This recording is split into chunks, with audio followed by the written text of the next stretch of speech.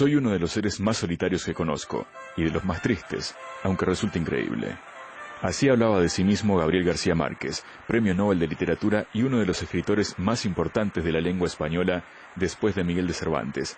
Nacido en Colombia a finales de los años 20, de la mano del subdirector del diario El Espectador, se le conocía en Latinoamérica como Gabo.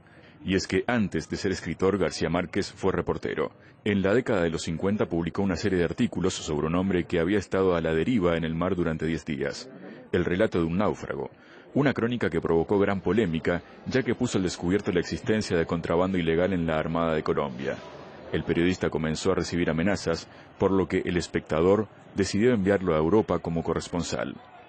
Tras el cierre del rotativo, García Márquez se quedó sin sueldo fijo. Gabo trabajaba a diario con verdadera furia, desde que oscurecía hasta el amanecer. De esta forma describía esa etapa el que fuera su amigo, Mario Vargas Llosa.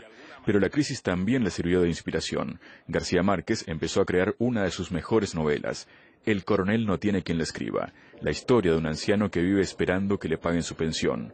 En 1957 emprendió un viaje para, como decía, construir su mundo interior. Un día soleado de julio llegó a Moscú. Por los amplios espacios destinados a los peatones circula una muchedumbre lenta, arrolladora. Yo experimenté una emoción indefinible, que debía estar destinada a mi primer desembarco en la luna. Estas fueron las primeras impresiones de García Márquez, plasmadas en su reportaje sobre la Unión Soviética titulado 22.400.000 kilómetros cuadrados sin un solo aviso de Coca-Cola. Durante estos días, el futuro premio Nobel también observaba cómo se iban retirando los retratos de Stalin. Frente a su tumba nació la idea del libro El otoño del patriarca, una de sus muchas obras dedicadas al tema del poder. Después del triunfo de la Revolución Cubana en 1959, Gabriel García Márquez viajó a La Habana para trabajar en la agencia de noticias Prensa Latina. Aquí se fue forjando su amistad con Fidel Castro, que duraría más de medio siglo.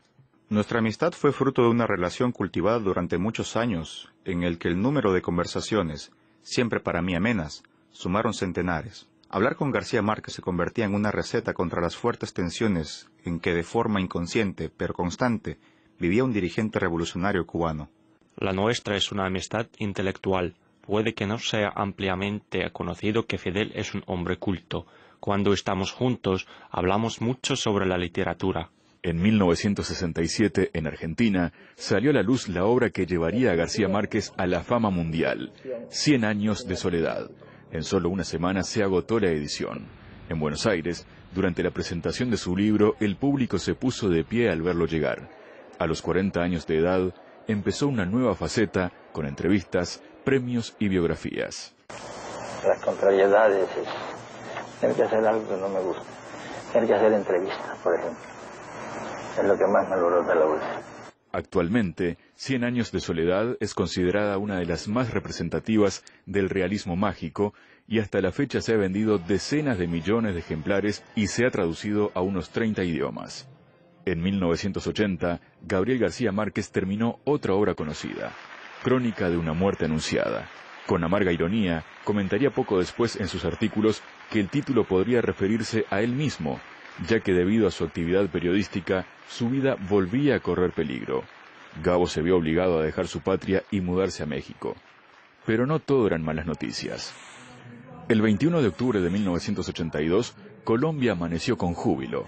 En la ciudad de Barranquilla, los taxistas hacían sonar los claxons y en las emisoras de radio se escuchaba la melodía del himno nacional. Y es que en Suecia se había anunciado que a Gabo le habían adjudicado el Premio Nobel de Literatura. Lo recibiría unas semanas después, vestido con atuendo típico colombiano. En Estocolmo pronunciaría el tradicional discurso del Nobel, una de sus alocuciones más conocidas, La soledad de América Latina.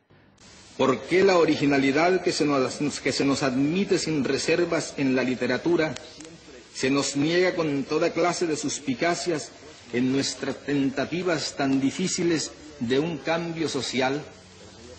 ¿Por qué pensar que la justicia social que los europeos de avanzada tratan de imponer en sus países no puede ser también un objetivo latinoamericano con métodos distintos en condiciones diferentes? Un verdadero manifiesto en el que dejó constancia no solo de su visión política, sino también de la preocupación que sentía por América Latina, una región que describió como nadie, creando páginas llenas de rica identidad cultural que abarcaban desde las historias mágicas de la abuela hasta los años de violencia. Una de sus últimas apariciones la realizó el pasado 6 de marzo al cumplir 87 años de edad. Con una rosa amarilla en el pecho, amable y sonriente, se dirigió a los periodistas, quienes le entonaron las mañanitas. Estas son las mañanitas que cantaba el rey David. Y es que así era Gabo, alguien que sabía hacerlo todo con un estilo inconfundible.